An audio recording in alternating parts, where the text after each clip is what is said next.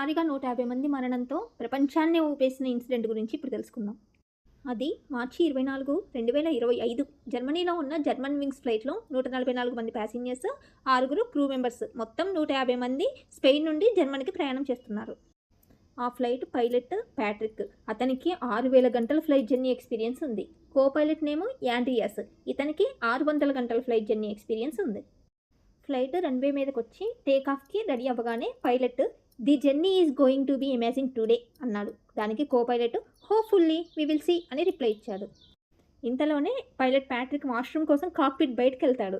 ఇంక ఇదే సందనుకొని కో పైలట్ ఆండ్రియాస్ ఆ కాక్పిట్ డోర్‌కి లాకేసేస్తాడు అతను రాకుండా. పైలట్ అసలు ఎంతసేపు తలుపు కొట్టినా కూడా, ఎంత అరిచినా కూడా అస్సలు తలుపు తీయడు. ఇంక ఇదే కరెక్ట్ టైం అనుకోని కో పైలట్ ఆండ్రియాస్ మైక్‌లో this is our last trip అని అనౌన్స్ చేస్తాడు.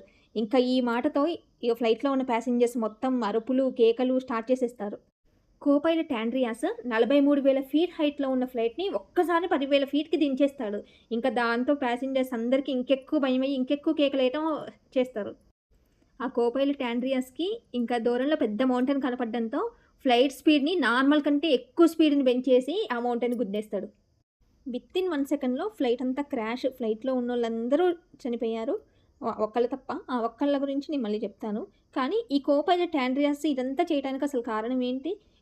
ఇతనికేమన్నా లాభం ఉందా అనేది ఇప్పుడు తెలుసుకుందాం.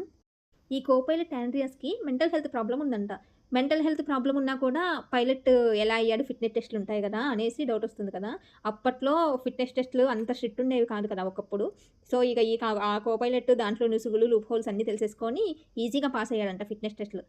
ఈ ఇన్సిడెంట్‌తో ప్రపంచం మొత్తం పైలట్స్‌కి ఫుల్ స్ట్రిక్ట్ రూల్స్ పెట్టారు. ఫిట్‌నెస్ టెస్ట్‌లో మళ్ళీ పైలట్స్‌కి స్టార్ట్ చేస్తున్నారు. మళ్ళీ కొత్తగా వచ్చే వాళ్ళకి కూడా ఫుల్ స్ట్రిక్ట్‌గా చేస్తున్నారు. అట్లాగే పైలట్ కానీ, కో పైలట్ కానీ వాష్‌రూమ్ కోసం వెళ్తే వాళ్ళు రిటర్న్ వచ్చే వరకు కాక్పిట్‌లో ఒక క్రూ మెంబర్ ఖచ్చితంగా ఉండాలనే రూల్ కూడా పెట్టారు. ఫ్లైట్‌లో అందరూ ఎక్స్‌పైర్ అయితే ఈ స్టోరీ ప్రపంచానికి ఎలా తెలిసింది? ఈ విషయం ప్రపంచానికి చెప్పింది బ్లాక్ బాక్స్. అవును.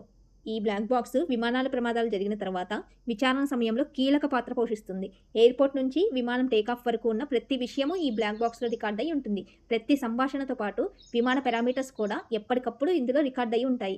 ఫ్లైట్ నామరూపాలు లేకుండా పోయినా కూడా ఈ బ్లాక్ బాక్స్‌కి మాత్రం అస్సలేం కాదు. దాంట్లోనే పైలట్ అరవటము, కో పైలట్ మైక్‌లో లాస్ట్ జర్నీ అని అనౌన్స్ చేయటము, ఫ్లైట్‌లో చిన్న పిల్లలున్నారని ఎయిర్ హోస్టెస్ అనటము, అట్లాగే ప్యాసింజర్స్ అరవటం అన్నీ రికార్డ్ అయ్యి ఉన్నాయి ఈ బ్లాక్ బాక్స్‌లో.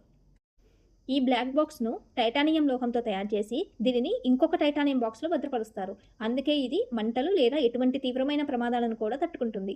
ఫ్లైట్‌లో అమర్చే ఈ బ్లాక్ బాక్స్‌లో 2 పరికరాలు ఉంటాయి. ఒకటి cockpit voice recorder, 2 flight data recorder. Cockpit voice రికార్డర్‌లో ఫ్లైట్ పైలట్ వాయిస్ రికార్డ్ మరియు పైలట్ సంభాషణ నుంచి ఎయిర్ ట్రాఫిక్ కంట్రోల్ వాళ్ళతో మాట్లాడిన ప్రతి విషయము రికార్డ్ చేస్తుంది. ఫ్లైట్ డేటా రికార్డర్ విమానం ఎత్తు, వేగము, దిశ, ఇంజన్ పనితీరు వంటి అనేక అంశాలను రికార్డ్ చేస్తుంది. ఫ్లైట్ మూవ్‌మెంట్స్‌ని ఎప్పటికప్పుడు రికార్డ్ చేసి ఉంచుతుంది. అధిక ఉష్ణోగ్రతలను తట్టుకునేలా, నీటిలో మునిగినా ఎలాంటి డేటా ధ్వంసం కాకుండా ఉండేలా అన్ని జాగ్రత్త చర్యలతో ఈ బ్లాక్ బాక్స్‌ని తయారు చేస్తారు. ఈ బ్లాక్ బాక్స్‌ను ఫ్లైట్ యొక్క వెనక భాగంలో అమరుస్తారు. ఎందుకంటే ఒకవేళ ఫ్లైట్ క్రాష్ అయినా కూడా ఈ వెనక భాగం మాత్రం పెద్దగా ధ్వంసం కాదు. బ్లాక్ బాక్స్ నలుపు రంగులో ఉండదు. ఆరెంజ్ కలర్‌లో ఉంటుంది. ఎందుకంటే ప్రమాదం జరిగినప్పుడు అన్నీ కాలి బూడిదైనా కూడా ఆరెంజ్ కలర్ అయితే గుర్తుపట్టడానికి వీలుగా ఉంటుందని ఆరెంజ్ కలర్‌లో ఉంటుంది బ్లాక్ బాక్స్. ఇంత పెద్ద ప్రమాదం నుండి ఒకే ఒక్కడు బయటపడ్డాడని చెప్పా కదా ఇందాక. ఆ మృత్యుంజయుడు ఎవరో తెలుసా? అతని పేరు విశ్వాస్ కుమార్ రమేష్. ఇండియనే కానీ 20 సంవత్సరాల నుండి లండన్‌లో ఉండటం వల్ల బ్రిటిష్ సిటిజన్ అయ్యాడు. లండన్ నుండి తన బ్రదర్‌తో ఇండియాలో ఉన్న ఫ్యామిలీని చూడ్డానికి వచ్చారు. మళ్ళీ రిటర్న్ ఇద్దరు కలిసి తిరిగి వెళ్తుండగా ఈ ప్రమాదం జరిగింది. వీళ్ళు బ్రదర్స్ ఇద్దరికి వేరు వేరు దగ్గర సీట్లు రావడంతో వేరు వేరు దగ్గర కూర్చున్నారంట ఇద్దరు. ఫ్లైట్‌లో పెద్దగా సౌండ్ వినిపించి ఫ్లైట్ మొత్తం స్మోక్ రావడంతో ఇతను వెంటనే పరిగెట్టుకుంటూ ఎగ్జిట్ పాయింట్ దగ్గరికి వెళ్ళాడట. ఫ్లైట్ క్రాష్ అవుతుందని పైలట్ మైక్‌లో అనౌన్స్ చేసేసారు ఇగ. ఇంకా వెంటనే అతను ఏం ఆలోచించకుండా ఎగ్జిట్ పాయింట్ నుండి దూకేశాడంట. ఫ్లైటు 10,000 ఫీట్‌లో ఉందని చెప్పా కదా ఇందాక. ఇంకా ఆ తక్కువ ఎత్తులో ఉండటం వల్ల ఇతనికి దెబ్బలైతే తగిలాయి. కానీ సేఫ్ అయ్యాడు. ఇంకా అతను దూకిన వెంటనే వితిన్ సెకండ్స్‌లోనే ఫ్లైట్ క్రాష్ అయిపోయి, మొత్తం అతని చుట్టూ డెడ్ బాడీస్ మొత్తం ఉండటంతో ఇంకా అతను భయంతో పరిగెత్తడం స్టార్ట్ చేశాడంట. ఇంకా అతన్ని చూసిన చుట్టుపక్కల జనాలు ఏమైందని అడిగితే ఇట్లా సంగతని చెప్తే ఇంకా అంబులెన్స్‌ని పిలిపించి అంబులెన్స్‌లో ఎక్కించి హాస్పిటల్‌కి తీసుకెళ్లారు. తర్వాత అతని టికెట్ చూస్తే నిజంగానే అతను ఫ్లైట్‌లో ఎక్కి ఫ్లైట్ జర్నీ చేశాడు. అతను చెప్పినట్టు నిజమే. ఫేస్ నిండా దెబ్బలతో ఉన్న ఇతని సాహసానికి అసలు సెల్యూట్ చెప్పాలండి. ఇంత జరిగినా ఇంటర్నేషనల్ సివిల్ ఏవియేషన్ ఆర్గనైజేషన్ ఏం చెప్తుందంటే, ప్రపంచం మొత్తంలో కూడా అత్యంత సేఫెస్ట్ జర్నీ ఫ్లైట్ జర్నీ అని. అవును, నిజమే. దీంట్లో ప్రమాదాలు చాలా చాలా అరుదు. విమానంలో ప్రమాదానికి 1.9% మాత్రమే అవకాశం ఉంది. కానీ జరిగితే మాత్రం బతికే అవకాశాలు చాలా చాలా తక్కువ. ఒక్క co pilot mental health problem వల్ల ఇంత పెద్ద ఇన్సిడెంట్ జరిగింది. వి హోప్ ఇంకా ఇలాంటివి ఎప్పటికీ జరగకూడదని ఆశిద్దాం.